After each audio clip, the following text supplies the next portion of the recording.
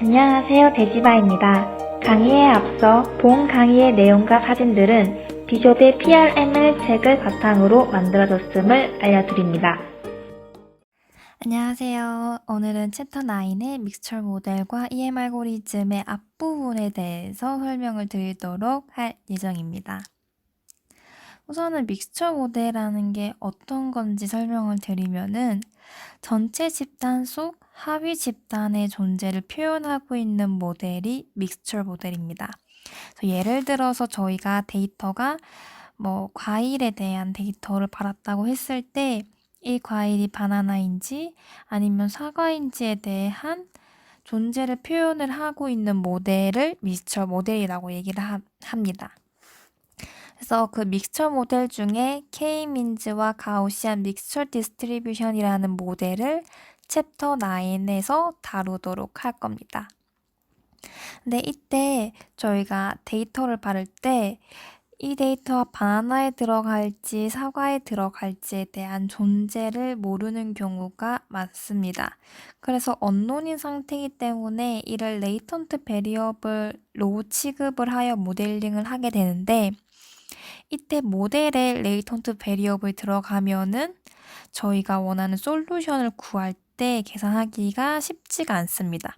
그래서 이전의 챕터들은 이터러티브 프로시저를 가지고 솔루션을 업데이트를 했던 기억들이 있어요. 그래서 이번에도 저희가 그렇게 할 건데 근데 그 중에 EM 알고리즘으로 우리가 믹스처 모델을 풀려고 합니다. 근데 EM 알고리즘 같은 경우에는 이제 증명된 알고리즘으로서 정말 좋은 탄탄한 배경을 가지고 있는 모델입니다. 우선 K-민즈 알고리즘이 어떤 건지 보도록 하겠습니다. K-민즈에서 K라는 것은 저희가 할당한 클래스의 개수를 의미를 합니다. 그래서 예를 들어서 데이터가 이렇게 초록색으로 후 뿌려져 있을 때 우리는 이 데이터를 예를 들어 두 가지의 케이스로 나누고 싶은 거죠. 그래서 K-민즈 알고리즘 통해서 우리는 이러한 결과를 얻을 수가 있습니다. 그러면은 드는 의문점은 한 가지가 있을 겁니다.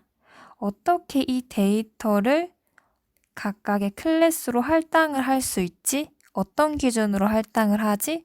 라는 이제 의문이 들 수 있는데 K-민즈 같은 경우에는 각 클래스의 센터와 거리가 가깝도록, 즉 같은 클래스면 좀 더 가까운 거리에 밀집되어 있을 수 있도록 가정을 하고 그렇게 할당을 하는 겁니다. 그럼 오브젝티브 펑션에 대해서 알아보도록 합시다. 오브젝티브 펑션은 이와 같이 전개가 됩니다. 우리가 데이터가 n은 1부터 n까지 있다고 하고 그때 각각의 클래스는 k개가 있다고 했을 때 각 옵저베이션이 각 클래스의 센터의 거리를 측정을 하고 그거를 최소화하는 것이 저희의 오브젝티브 펑션이 되겠습니다.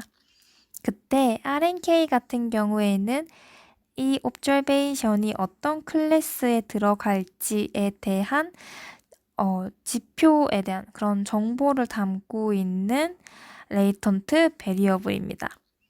그래서 아까 이전에 레이턴트 베리어블을 사용을 한다고 했었는데 K-민즈에서 레이턴트 베리어블은 RNK에 해당하게 됩니다.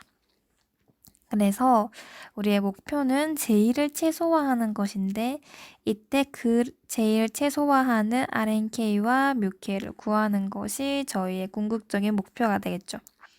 그래서 이전 챕터에서 우리가 계속 해왔던 거는 어떤 오브젝티브 펑션을 세우면은 그걸 최소화하고 혹시 최대화할 때 하는 방법이 급값을 구하는 거였습니다. 급값을 구하는데 우리가 J를 뮤K에 대해서 미분을 하게 되면은 뮤K 같은 경우에는 RNK에 대한 펑션으로 나오게 됩니다. 근데 우리가 RNK도 모르잖아요. 그러면은 어떻게 하는가? 그래서 이터러티브 프로시저를 통해서 우리가 뮤K와 RNK 둘 다 구할 예정입니다. 그때 이 경우에 K-민즈는 EM 알고리즘을 사용을 하고 있다라고 볼 수 있는데 이 이후의 챕터에서 K민즈와 EM 알고리즘에 대한 관계를 얘기를 해드릴 예정이고, 오늘은 그냥 K민즈가 어떤 알고리즘인지에 대해서만 설명을 드리도록 하겠습니다. 그럼 이번에는 K민즈 알고리즘을 풀어보도록 하겠습니다. 이전에 봤던 것처럼 오브젝티브 펑션은 이와 같습니다. 그래서 우리가 이제 풀 때 크게 두 가지의 스텝으로 구할 수 있습니다. 첫 번째는 RNK를 할당을 하는 거고, 두 번째는 뮤K를 구하는 겁니다. RNK 같은 경우에는 우리가 각 옵저베이션이 어떤 클래스의 평균과 가까운지 계산을 한 후에 가장 가까운 클래스에 1을 부여하고 그렇지 않으면 0을 부여합니다. 그렇게 되면은 우리가 RNK를 여기다 대입을 했을 때 0인 경우에는 서메이션에서 아무런 효과를 주지 못하게 되는 것을 우리가 확인을 할 수 있습니다. 뮤K 같은 경우에는 우리가 이전에 했던 것처럼 이 J를 최소화하는 뮤K를 구하고 싶습니다. 그래서 이러한 극값을 구하는 식을 통해서 뮤K에 대한 식을 도출해 보면은 이전에 우리가 예상했던 바와 같이 RNK에 대한 식으로 나오게 됩니다. 그래서 이때 RNK 같은 경우에는 원스텝에서 구한 RNK를 사용을 하면 됩니다. 뮤K에 대해서 해석을 한번 해보도록 합시다. 이때 분모 같은 경우에는 각 클래스 K의 해당할 때 RNK가 몇 개가 1인지에 대해서 나타내는 거죠. 그러면은 각 클래스의 옵저베이션 개수가 됩니다. 분자 같은 경우에는 xn이 k에 들어간 경우에 대해서 서메이션을 하고 있어요. 그러면은 즉 우리가 할당한 클래스의 평균값을 구하는 식인 것을 확인할 수 있습니다. 그러면 의문점이 들죠. RNK 구할 때 뮤K를 사용을 했는데 이건 어떻게 하나? 라는 것은 첫 번째로 알고리즘에서는 초기값을 주어야 합니다. 그래서 RNK 혹은 뮤K에 대해서 초기값을 주어도 되는데 보통은 뮤K에 대해서 초기값을 줍니다. 뮤K에 대한 초기값을 가지고 RNK를 할당하고 그 다음에 UK를 구하게 됩니다. 이 과정을 계속 반복하면서 RNK 혹은 뮤K가 수렴할 때까지 계산을 하게 됩니다.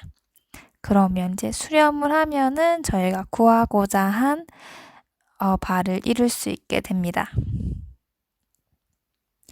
K민즈의 사용 유의법을 한번 보도록 하겠습니다.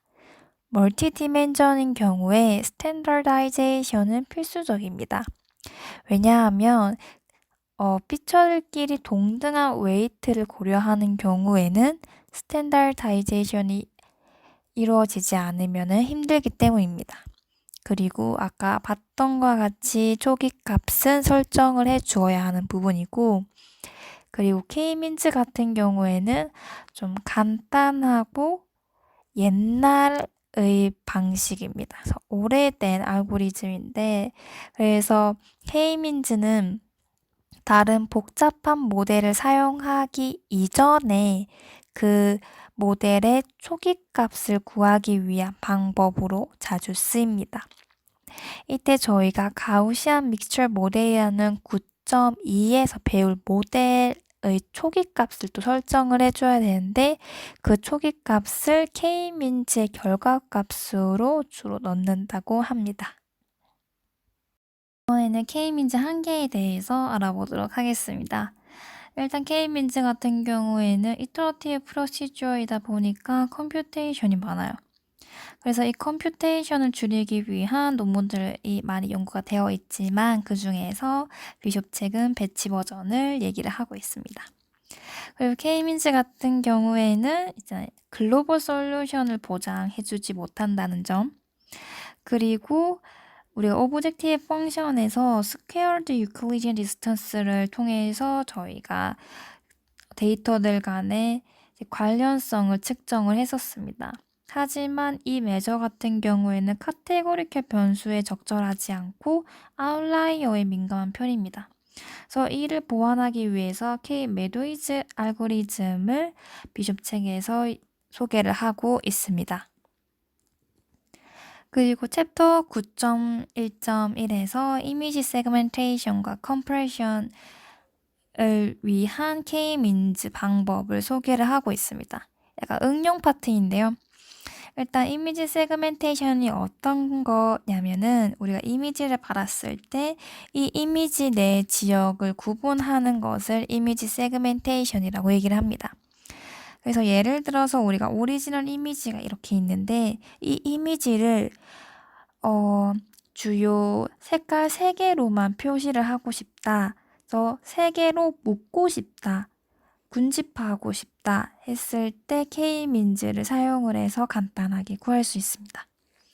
그리고 이미지 컴프레션 같은 경우에는 이미지 근사화라고 얘기를 하는데 이미지 근사화 같은 경우에는 우리가 데이터에 정보가 너무 많을 경우 그래서 정보량을 줄이기 위해서 이미지 근사화를 주로 합니다. 이때 K-민즈를 통한 이미지 근사화는 각각의 데이터를 그에 가장 가까운 그러니까 할당된 클래스의 평균으로 우리가 정보를 압축하게 되는 거죠. 그러면은 데이터의 양이 훨씬 작아지게 됩니다. 그래서 이렇게 해서 오늘 K-민즈에 대해서 다뤄봤습니다. 오늘도 시청해주셔서 감사합니다.